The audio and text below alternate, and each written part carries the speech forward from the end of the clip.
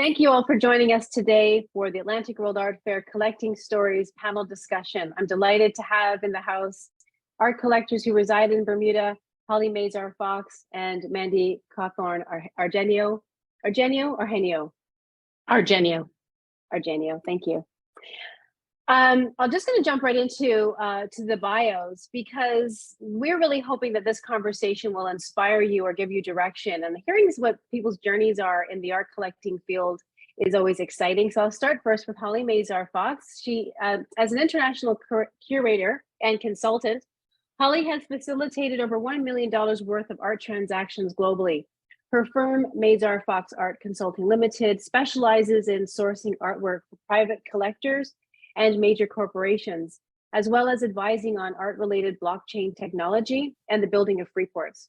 With over 10 plus years of art market experience, Mrs. Mazar-Fox has built a career partnering with artists, museums, academic institutions, and galleries to foster greater accessibility and appreciation for the arts. Holly, thank you so much for joining us and for sharing some of your journey with art collection. Mandy is and has had a long-standing love for the fine arts. She majored in art history in college and went on to work in New York in the contemporary departments at Christie's, then at Herschel and Adler Galleries. From there, she ran a satellite gallery in Milan for the dealer Giorgio Persano. Since leaving the professional side of the art world, she has started collecting more seriously and has also taken on leadership patronage roles at a couple of museums, including the North American Acquisition Committee and the European Collection Circle at the Tate, and as a member of the board of directors of Masterworks Museum of Bermuda Art here in Bermuda. So welcome to you both. You bring a wonderful sort of wealth and global stretch of experience, and I'm sure relationships with everybody, so it's in the wheelhouse of the art market. And so I'm delighted to have you here. One thing I also want to say too is that I recognize as a collector myself, and I have a few objects here behind me, is that collecting is very personal. And, you know, it's not usually that the opportunity would happen that we'd have a chance to sort of get behind the scenes and hear a little bit about the collector's story and journey, unless we were personal friends coming into your home. So it's like a thank you for letting us into your home and for sharing that in advance and all of your knowledge that you have to share in this very short experience together. Sounds great. Thanks, Lisa. You're so welcome. Yeah. Yes, and thank you, Lisa. Thanks very much. I'm so glad. I want to just open up with a very general discussion that's around this kind of the how-to of collecting, right? This, how did you get started, and to what direction did you advance? And just kind of tell us your story. We'll start with Holly, and we'll be moving through some artwork slides at the same time. All right, great. Well, Lisa, thank you so much again for having me. Nothing gets me more excited than talking about art and my collection and how it's grown over time. So I guess for me, I've always been passionate about art. It started at a young age. And I think for me, the kind of catalyst into, you know, building a collection, but also recognizing that I can build a collection was a trip that I did, you know, in 9th grade. And we went to the Guggenheim Museum of Art in New York. It was the first time I'd ever been there before. And it really opened my eyes to this whole, you know, concept of art collecting, a museum's collection, you know, something like, or an institution like the Guggenheim in terms of all of their collecting prowess, all the artwork that they had. It really just blew me away. And then I think that for me was really kind of the starting off point of, you know, not only collecting, but as Lisa was talking about, you know, I've devoted my career to art, and obviously very much embedded in that is collecting artwork. So it's something that I love. I have the opportunity and the pleasure really because of my consulting business. I get the opportunity to see artwork all the time, either through fairs, through my clients' collection. So for me, collecting is really part and parcel as to what I do. I help clients do that, but I also, you know, you have to practice what you preach. So I also help clients finding artwork for their homes and for their offices. But at the same time, I get to collect what I love, which is also really wonderful too. Well, I'm delighted that you're bringing that eye also onto the Atlantic World Art Fair. You know, we're creating this terrific, I mean, obviously biased, this terrific artwork catalog that I hope really also helps you to craft other further experiences with who you're working with. But I'll pass it over to Mandy. So my journey started young, and I'll say I really started collecting quite more seriously when I was no longer working in the commercial side of the art world. And I made a big decision that I was interested in sort of the whole concept of patronage. And by that, I mean sort of helping support artists, helping support cultural institutions. And so that has been very much my focus. I started collecting outside of Bermuda 20 years ago more seriously, and have built up a collection that's sort of based in conceptualism, minimalism, performance art, land art. But since coming to Bermuda 2.5 years ago, I was very pleasantly surprised to see what an active art community there was here and art scene. And I decided to become involved in supporting local artists in their work, and became involved with the museum here. And I think it's really exciting what you're doing, Lisa, to sort of bring sort of not just Bermuda artists, but sort of pan-Caribbean, and I know you have a Portuguese artist as well, sort of onto a more international stage. Because in the end, I think that's one of the really exciting parts of being involved in the art world is being able to advance the careers of artists, help their practice grow, and to also support museums. And that has been a big thrust for me. In that patronage piece, you know, getting in and underneath it in all these various ways, whether you're collecting or you're serving sort of a museum like you're doing as well, even to the volunteerism, the practice of getting involved, even with the, you know, from the ground up in any way, is all part of that patronage and support for the movement. Yeah, and thank you for acknowledging sort of that pan sort of meta mid-Atlantic focus for what I do for the fair. And and it is really about getting to that global stage and to be meeting collectors where they're at, which isn't always in our backyard. You know, it's hard to get to where we are all across these various islands. I'm delighted too to hear you talk about Bermuda's burgeoning art scene. I've just come from Cayman, where the Cayman Art Week is alive and well, and so is their biennial, like our Bermuda biennial, like Masterworks' Charmin Prize. You know, these are all really important advancements that are going on in our microcultures on these island spaces around the Atlantic. So we'll pass it over now, please, to Holly to talk us through some of her chosen slides. Yes, thank you, Lisa. All right, so I thought to start with the piece that has a really strong personal resonance for me.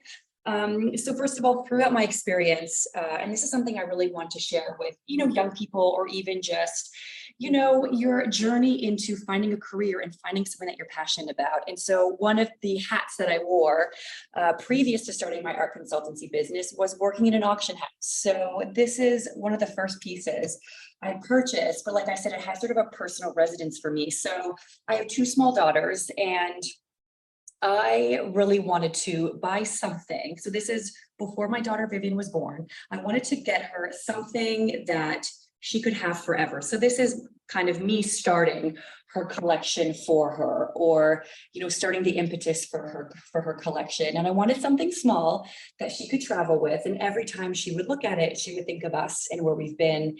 And, you know, even within her young life, we've traveled quite a bit, and we were residing in Canada. We've now moved to Bermuda. So I just wanted something that, you know, brought some strong memories, some strong foundations. And like I said, you know, for me, it was sort of the starting block to building her own personal collection. So anyway, that's the story behind this work. So this piece is by a well-known Canadian artist, Ronald York Wilson. The piece is called Fuchsia Pattern, which is great because, you know, even though my daughter wasn't born, I feel like the way the colors interact, it's very contemporary. It's very, you know, it's collage based with some aspects of paint. And it was just a nice little contemporary piece that I think really reflects my daughter and her character. So, you know, York Wilson was very popular in the 50s and 60s, the Canadian abstract painter, and he's known for his really large murals. And even for his backstory, you know, he traveled and was inspired by, although being Canadian, he was, you know, lived in the US and in Mexico. And these I guess, areas really served as an inspiration and development for his craft. So like I said, for me, this is just a lovely little vignette that sort of blends my personal and professional career together. And like I said, you know, a little starting off piece for my own daughter that she can take with her wherever her journey takes her. Excellent. So these are some pieces that I bought so after COVID. So they're by a British artist called Pure Evil. And I don't know about, you know, everyone's experience during COVID, but for me, I ended up buying a lot during COVID. And I ended up buying a lot after COVID. So these pieces were bought at the Scope Art Fair when I was there in Miami in 2021. And I was seeing not only in my sort of buying practice, but also at the fair, post-COVID, we were seeing a lot of figurative artwork. I think a lot of us and a lot of artists where, you know, we're just missing people. So artists and collectors, I think we just got really inspired by figurative work, people who are, you know, being depicted in a lot of different ways. So I found post-COVID, I bought a lot of figurative artwork, and these are the two pieces that I purchased. So I'm sure they look very familiar, obviously inspired by Andy Warhol's Maryland and Jean-Michel Basquiat also having, you know, some connection to Warhol. And again, I just think these are they're so wonderful. They are full of color, straight out of the kind of graffiti pop art style. And what makes Pure Evil's work different is this tear that you can see coming down. Rather, for me, you know, it represents sadness or vulnerability, you know, especially coming out of COVID. You know, I think we were all in such a fragile mental state. And I think this to me really exemplifies this. And also with these two artists, you know, it's death came too soon to Marilyn, and death obviously came much too soon for Jean-Michel Basquiat as well. So it's sort of this idea of legacy that both to me are quite tangible. So they sit right now in my dining room, and we dine with them every evening. And so for me, you know, it's getting to that idea of just buy what you love. It speaks to you, put it anywhere in your house. There's no direct, you know, plan or purpose or template. The purpose of art and buying art and collecting it is living with it. Out of all the things that you buy and all the investments that you make, art is really the only one you can live with. And this is something that I tell clients too. You know, you're having breakfast, you're having dinner, you're making important family moments. So you should be surrounded by artwork that you love and that you enjoy seeing on a day-to-day basis. All right. So my, I guess, career journey and my life journey, you know, Bermuda is sort of my latest stop, but I grew up in Canada. And when I first started my business, I was in Canada. And this is one of my favorite artists. His name is Steve Driscoll. When I first got into, I want to say, you know, collecting proper art and really kind of growing my business, knowing that this is what I wanted to do in terms of being an art consultant. Steve was one of the first people I met, and he was just wonderful. And as you can see, this piece to me, so he's known for more of these, again, huge pieces, very colorful. He uses polyurethane, which is sort of an interesting material where you have these sort of movements of the pigment itself, and it's not quite stable. And so for him, it's kind of a one-shot deal. He has to get all the pigmentation right, and the way the colors merge together are very beautiful. And I love that sort of materiality to his practice. So this is something a little bit different for him, which I love. As you'll see throughout the slides, I love colorful, I love energy, but this for something, you know, this for me is very serene. It brings me back to my Canadian roots. You know, obviously someone growing up in Canada, it's important for me to support Canadian artists as well as Bermudian artists and other artists around the world. But this again has a very special meaning to me. And if you can see, or you can even take a closer look, for me, it's this combination of the abstract and the landscape. You know, we do see some subtle trees, we do see some slight kind of bits of water, but we're not quite sure what we're looking at. And for me, I think that's a really, at least in the Canadian art scene, it's sort of moving beyond a strong heritage and a strong tradition that is very much rooted in the Canadian landscape. And Steve moves this further, moving the needle into what contemporary Canadian art really should be like. And again, I know we're using black and white, but in terms of the different shades, the way that the white and the black kind of really speak together in sort of a monochromatic composition, I just think is beautiful. So this is one of my, again, part of a little vignette that I absolutely love. And this piece has traveled the world with me. All right, so this, I have to thank Lisa for this one. So this is actually from Lisa's gallery, Black Pony. When I first moved to Bermuda, I came across Jane Cooper's work and I was like, wow, who is this? And what really strikes me about James Cooper's work is his versatility, and Lisa can talk to this.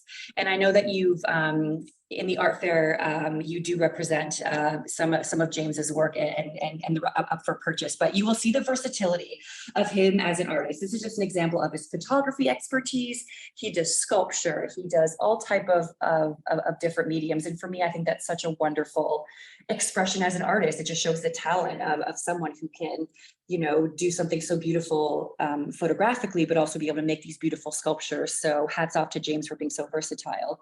And this is actually the truly first artist I got to know when I moved here. And again, there's something serene about this piece. This woman who's called Venus, which again has a lot of, I don't want to say like historical baggage, but in terms of, you know, as an art historian, you know, Venus by Botticelli, The Birth of Venus, this idea of love, you know, Venus has such an important part or as an important legacy as, you know, someone who's depicted in art throughout the ages. And I think, again, James calling this woman Venus, I think is again so wonderful and bringing it into a contemporary context. I love, she's at peace, she's free, she's beauty, but at the same time, who is this woman? What is she doing? So again, for me, it just, the feelings and the emotions are there. And it, every time I look at it, it's in my bedroom. And every time I look at it, it brings me peace and it brings me calm. All right, so this is April Bay. So this is a Bahamian artist who I got to know again in Miami about 2 or 3 years ago. And what I love most about April's pieces is that, so in, I guess in art, so I guess as all of my slides have shown, you know, there are some prints, there are some paintings, there are styles that are monochromatic, there are some styles that are much more colorful. And for me, I really want to talk about April's work because her art is very textile driven.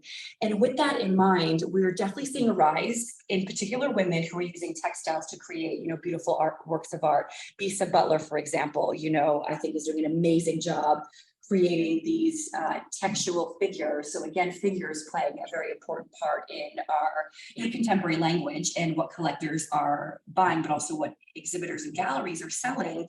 And so for April, again, it's this whole concept of textiles commonly used as, you know, commonly used by women. So the idea of, you know, Faith Ringgold creating quilts and the like, but really taking it back as sort of a female craft and actually transforming it into fine art. And that's why I think April is so important, because she's repurposing this concept of, you know, textile art as a craft, as perhaps a lower form of art, but really elevating it into fine art. And as you see here, I mean, her compositions, her artwork is just absolutely stunning and beautiful. And to me, it's just, again, we might have these materials that have been, you know, around for ages and have these sort of labels put on them, but through a modern context, artists can change that journey and change that language and change that energy into something that is high art. So, and April's current style is actually moving more towards, so she'll create these Afghans. So she'll design or take a photo and print them off on an Afghan.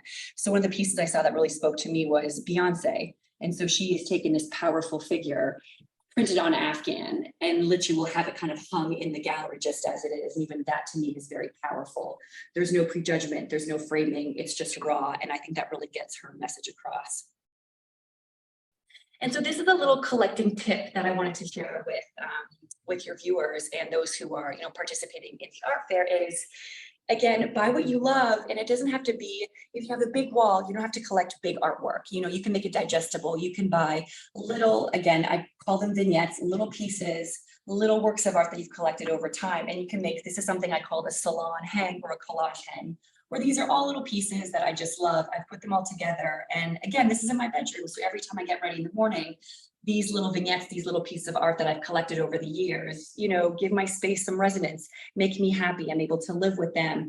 And again, it doesn't have to be a big work, a big wall, a big work of art, you can really make it easy and manageable and really be able to show off your artwork in a way that's very tangible and very easy. And I just want to show that example, which, might make collecting less overwhelming, and you can just buy things that you love and focus on that love, and then create, all these little vignettes that will make your walls sing and really be able to show your passion as a collector. And that's it. Thank you, everybody. Yeah, well, it's not really it. It's just sort of it's the surfacing of what it is in capital I, capital T. I like how you've got into sort of the showing of what it can look like also on display, talking about, Holly, about buy what you can, and also sort of buy what you can and also how you can. A lot of galleries like myself will parse out what the cost is overall to make sure that the collector feels comfortable with making that purchase, which means that you could take a purchase that could take 6 months. And galleries are cool with that because they really want to see the artwork, particularly the artists too. They want to see that the artwork goes to the right home, to the right space where people really love it. Absolutely. And I think it kind of falls with my mantra as well is, art should be for all. And that's from an educational, that's from, even having access. And I think even for a buyer, you don't need, I really want to kind of go against this misconception, of, artwork being for a certain elite, for only collectors who have millions and billions of dollars. That's really not the case. And I think starting an art collection, you can buy a work of art for $100. There's no limitation in terms of buy what you love, start collecting, start small, and don't be intimidated by, the access and, maybe your lack of funds. I agree. Thank you so much. We'll turn please to Mandy and to hear a little bit about Mandy's journey. Oh, okay. We'll start with this, though. This is a really interesting work by a Bermudian artist who's a commercial photographer. His name's Nahuri Bashir. And in general, I like to sort of have a sense of an artist's practice and who they are and their philosophy, their approach, their development before I buy a work by them. So my idea is I'm purchasing a moment in a practice, and gallerists and artists love to talk about the work, and it's completely appropriate if you're a new collector to really want to understand in depth what sort of an arc of an artist's career might be, or if they're an emerging artist, sort of what their background is. It's interesting. I've met 4 out of the 5 artists whose works are showing here today, and that's a very important part of collecting. It's not a hard and fast rule. In fact, one of the works I haven't met the artist, but in general, I really like to do so. This work I love because it sort of speaks to my interest in sort of performance. This is a photograph. It's a series of repeated images of an area of Hamilton and Bermuda where the artist grew up, sort of the backside town, a difficult side of town. And he has actually torn the image, that's the white line you can see down the side, to demonstrate the difficulties and kind of the heartbreak that happens in those communities. But also then there's this gold paint in the middle, this sort of sun of gold, which for him represents sort of the beauty that comes out of this community as well. So it's a very heartfelt piece. And when he spoke about it with me, I was able to really engage in his emotion, his ideas in a way that was very intriguing for me. And that's what prompted me to buy the piece. This is a work by a British artist, Abby Box, who is based here in Bermuda. And I love her work. This looks deceptively simple. It's very layered, actually. And I got to know her work by doing a studio visit with her and seeing kind of a whole range of different works that she was doing. And that's something I would really recommend whenever there's a possibility to go and do a studio visit with an artist. You start developing a different kind of relationship. It's not necessary. That might sound intimidating, but actually it's not such a big wall to jump over as most people think. Most artists really love to welcome collectors into their studios and to share their practices, and galleries can often facilitate that for you. What I love about this work is sort of it's abstracted landscape. And I love the technique that she's used that's so immediate of the dripping paint. So you're very conscious of the artist's hand in this. And I find it also very serene. In person, the work has a lot of depth. So it moves beyond figuration, which is something that I'm particularly interested in. This is a work by A.B. Wilson. It's a triptych, 3 different photographs mounted on canvas, but as a single work. And I think this is an artist that you work with, I think, Lisa, if I'm correct, right? Yes, I do. So this really speaks to my interest in sort of minimalism and abstraction. What you have is obviously an image of homes here, Bermuda homes, I believe they're Bermuda homes, and how she's, as you move down through the images, it becomes really an image of color and sort of a pure abstraction. And I love that movement through moments in the work. And taking from a representational image to a fully abstracted image. And that really speaks to sort of my art historical background and what I love to see in works.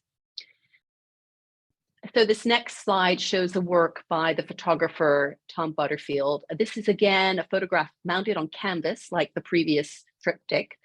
That's a really interesting thing to look at. Actually, I'd like to make a point when you're buying works and you live in a tropical climate.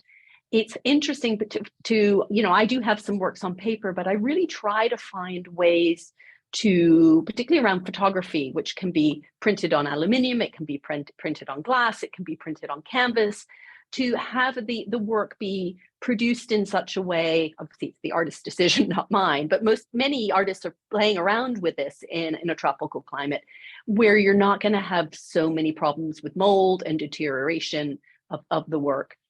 Again, I love this because even though it's a representational image, it works as an abstract image and it's sort of images within images. So it's very layered and also very emotionally evocative at the same time in terms of color, in terms of time, the passage of time, of finding beauty as things deteriorate, which is, so much part of the landscape here in an island like Bermuda, where things, do deteriorate really fast, and there can be great beauty in that.